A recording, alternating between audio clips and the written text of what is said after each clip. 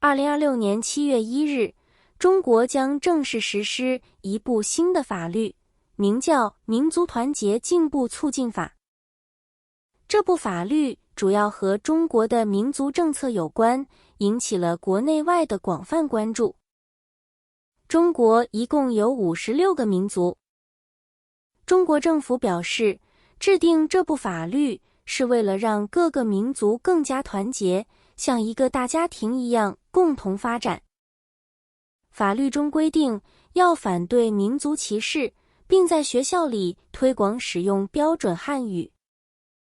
政府认为，这不仅有助于全国各地的人们更好的交流，也能加强大家对国家的认同。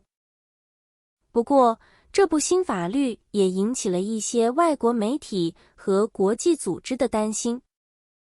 他们认为，要求更多的使用标准汉语，可能会限制少数民族使用自己的语言，影响他们独特的文化和信仰。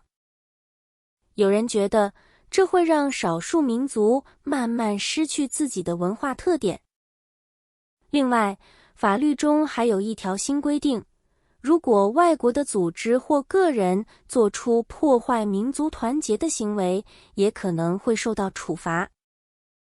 这让一些西方国家感到不安，担心这会成为一种跨国限制。对此，中国方面回应说，新法律是正当合法的，外国的批评是对中国内部事务的干涉。这部法律的实施不仅关系到中国国内的社会生活，也可能会影响中国和国际社会的关系。未来它会带来什么实际的变化，很多人都在继续关注。